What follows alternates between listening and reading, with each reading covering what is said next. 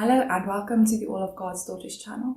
In this episode, I will be continuing with the book by Marabel Morgan called Total Woman, and we are currently at the third A, which is called Adapt to Him. I would also just like to mention that I will be adding a lot of my own ideas and that I will also be including other sources just to, in some ways, add to and in other ways take away from what Marabel Morgan has said, or maybe just make the picture a bit clearer. So let's get started. So she speaks about when you are in a difficult situation, or maybe your husband has a lifestyle that is difficult for you to deal with. Let's say he works at night, or he has to travel a lot for work and you don't often see him. That can be quite a challenge in a marriage. So she starts off with something that I consider quite severe. Not all marriages are in this situation. I personally know of quite a few. So it's not that rare, but it's also not the norm. But we can just think of how a wife in that situation would feel. So she's alone at home a lot, or maybe at night when she feels most vulnerable or afraid, her husband isn't there. Or maybe he works at night, so he's never there for dinner with the family. So maybe she had this expectation that they would have family dinners together and it just never gets done. And she says that the best thing to do in that situation is to adapt to him, to find a way to make your lifestyle and his lifestyle merge so that there can be peace in the family. So I am paraphrasing, but if you read this subheading or this subchapter, then you will find that this is basically what she's getting at. She's trying to help young wives, or perhaps older wives, to learn how to live in peace with their husbands when they are in a situation that might be a bit difficult. And when we think of traveling for work a lot, or maybe working night shifts, this isn't really something that is in your husband's control. So nagging and complaining won't help. It's not really the answer to the problem. So she says instead that the answer to this problem is to, when he is home, to make him feel like he is a king. And that might sound like we are saying that women are not important and the only important thing in the family is the husband, and he must be the king of the house, and the wife, well, she's the slave, of course. And that is not the narrative that we are trying to, Christians, we are not trying to say that, and we're not trying to have a wife take on that role. And in this chapter, she also says that husbands don't like it when their wives are just, they don't have an opinion, they don't have a life. All they do is they just say, yes, sir, and clean the house. That's quite a boring person to live with. And if there is a man that desires that, then something is wrong. That is not normal. We usually want somebody that we can fellowship with, that we can live with and commune with, if I can put it that way. So she gives this example of a football player that traveled a lot. And she says that this woman came to her and she told her of all the complaints that she had. And she's tried everything and nothing ever works. And then Marabel Morgan asked her, but are you going to adapt? Have you thought of adapting? And obviously the response to that, if we are just women, wouldn't be, oh yes, wonderful. I will change my ways to fit into his horrible ways. And I'm not talking about sin here. We don't do this for sin, but this is often how we see it. He is actually in a situation where if he wants to contribute to the house, he has to go and work. And now we are finding fault with the lifestyle that he has chosen, or the job that he has chosen, instead of being thankful that he's working. But there are many different scenarios that we can look at and say, okay, somebody needs to adapt. And before we go deeper into this discussion, I just want to say that it's really important for us to have a life of our own. As wonderful as it is to be married, and I've heard some people say it's not wonderful to be married, and I hope that if you're listening to this, that you would identify, if you are married, the factor in your marriage that makes you feel that way, because it is supposed to be wonderful, and it can be. Yes, it's hard work, and There are some ups and downs, but overall the feeling that we should have as well, this is wonderful because God made marriage so that a husband and a wife can enjoy life together and have support and love. It's not there to punish us. That wasn't God's plan. It's like, oh, marry so that you can be miserable. And anyway, what I want to say is that you shouldn't make your husband your everything. And he is to be a priority. So he's at the top of the list. Not the very top. We have God there, of course, but he is to be one of the highest priority. And when it comes to things on earth, he is the highest priority, but he is not the everything. He is not the list. So he cannot be your only friend. He cannot be your only responsibility or your only hobby. He cannot be your only job or your only priority. That is very unhealthy. And it would also cause you to have an unhealthy attachment to your husband. And you would tend to have this expectation that he would be there for you. And that, you know, when he lives a type of lifestyle that to some degree excludes you in certain aspects, if you have made him your everything, he is the all in all of your life, you will struggle. You will struggle a lot because you will be thinking that he must have made you his everything as well, without considering that that's actually not healthy. But of course, we want him to have us as a priority and vice versa. So many times what we have in marriage is a his will versus my will situation. And this is one of the aspects or the scenarios that we need to adapt in. So what I mean by that is that we are going to submit. And that is a scary word for a lot of people, but I think that if we consider the entire context of the Bible and even where that advice, or I want to say command, is given to women, if we just look at the entire context, it's not that scary, and it is also not supposed to be harmful. It is not there to spite the woman or to put her down or to make her less. And the idea is that we don't both end up going our own ways and we never grow together. And that calls for compromise at times. And compromise many times is found in submission. So when we submit, it is a form of compromise. We're saying, I have a will, I have an opinion. This is what I want it to be like. This is what I think it should be. But because you have decided this, I will compromise and I will help you. I'm not talking about sin, never talking about sin when I talk about submission, and also not abuse or anything that is harmful for the wife. When he makes an amoral decision, so it's not right, it's not wrong, it's just a decision, we are supposed to follow, but that doesn't mean we never voice our opinions. The thing about submission and compromise, inherent in the word, is the meaning of, you know what I want, I know what I want.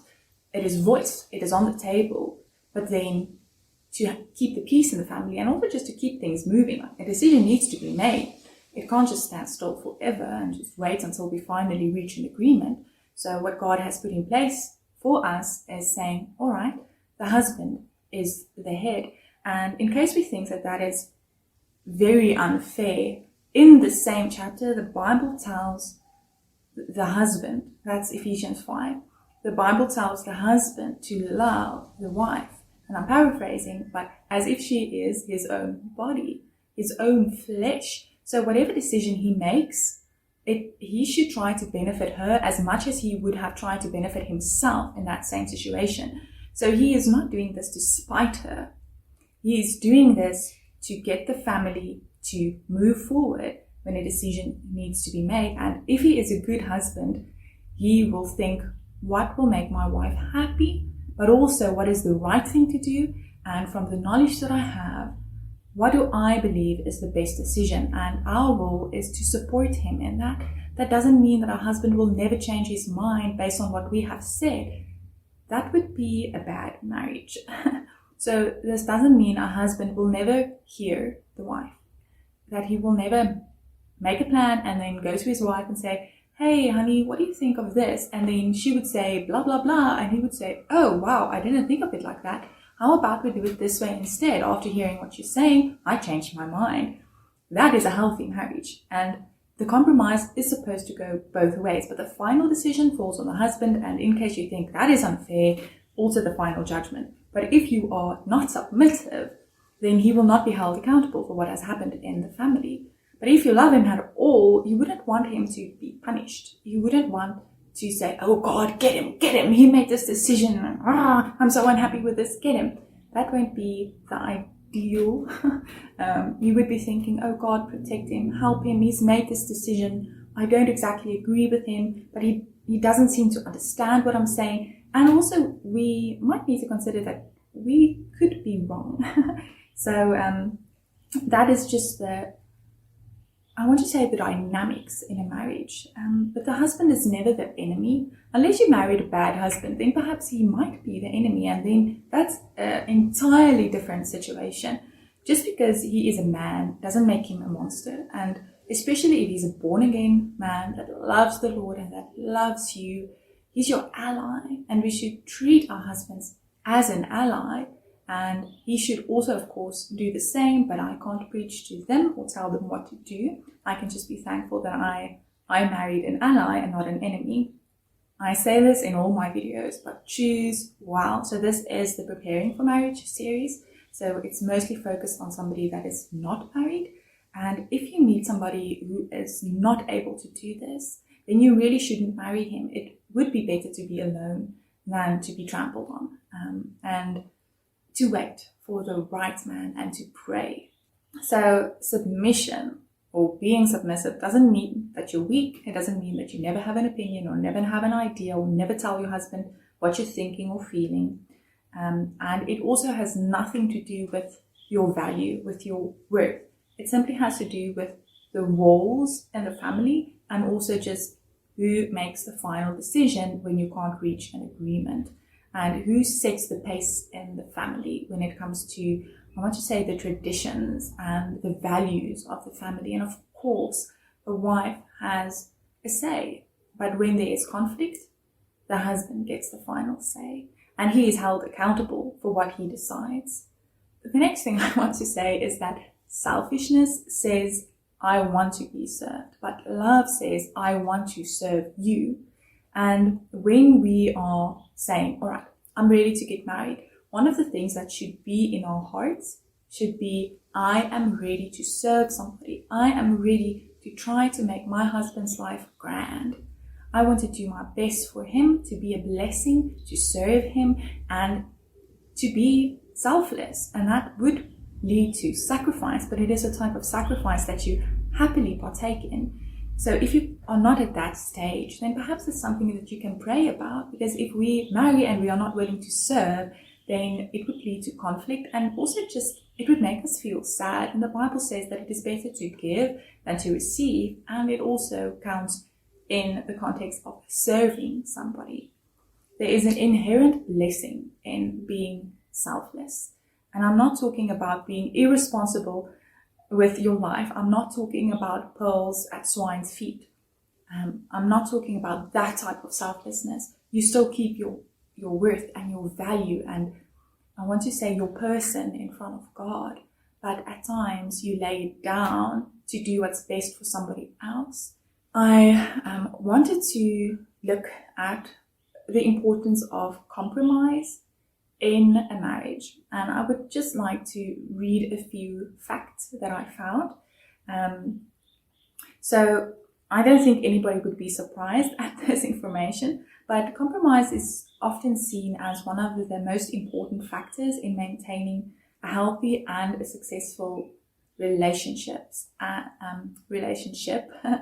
And this would just mean that the husband and the wife both know how to consider each other's preferences and to find a way to work together even when you are not agreeing. And it was also found that compromise helps to build trust and also respect and also a mutual understanding.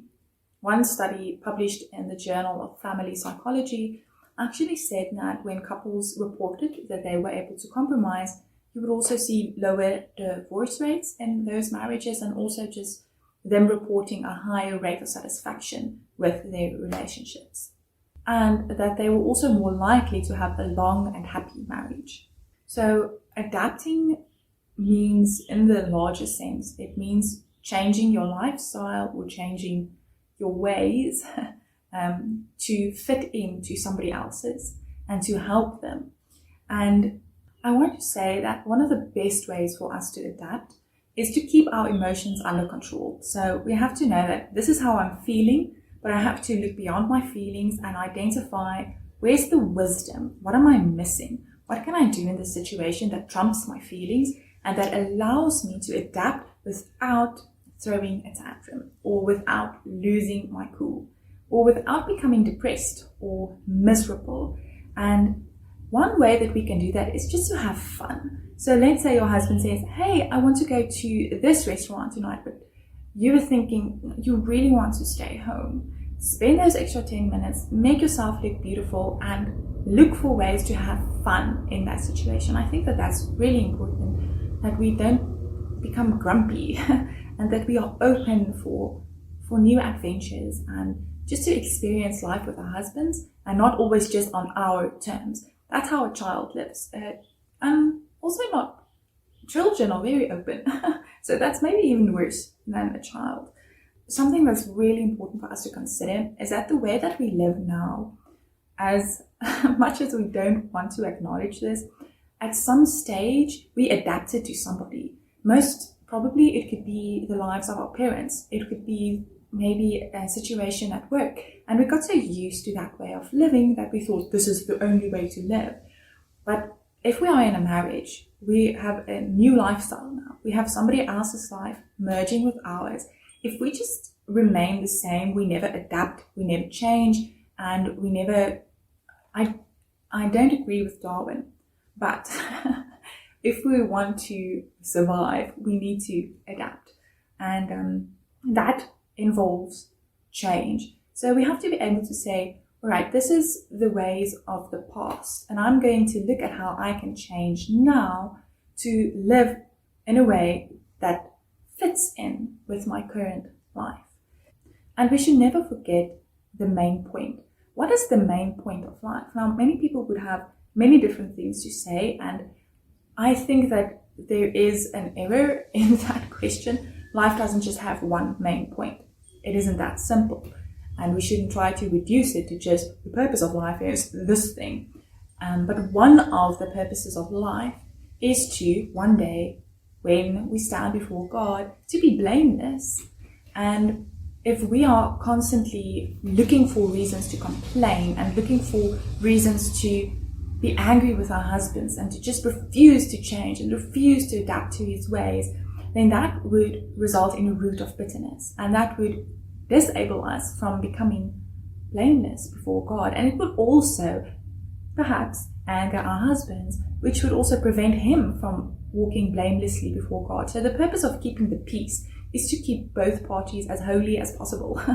And if we are fighting, and if it's just, a battle of the wills and you never really win and there's always a war in the house, then bitterness, anger, pride, everything that is bad will start finding root in your heart, instead of being blameless and holy before God and walking in love. The purpose of life is not to fulfill every desire and dream that we have, but it is to ask God, how would you have me live? What is your desire for my life? And it will always come back to, be holy, for I am holy. And I think that we should always keep that in mind when we think of, am I willing to change or am I not? So I also looked at some facts about change, and just a short summary, but I'm just going to read this to you. Research suggests that the ability to change is an important factor in personal growth, relationship satisfaction, and overall well-being. Being able to adapt to new situations, learn from experience, and modify one's behavior or beliefs where necessary can lead to greater success. So I think success is relative, but when we think of just the success of our marriage, then we need to change. We need to be able to adapt and to let the ways of our childhood life go, or whatever we decided is the best and the only way to live, and to ask ourselves, how can we join two lives together in the best possible and most peaceful way? And to some degree, God has entrusted that man to you. And I think that the question we need to ask ourselves is, are we going to build a house that is filled with love and peace, or war and strife? I hope to see you in the next video.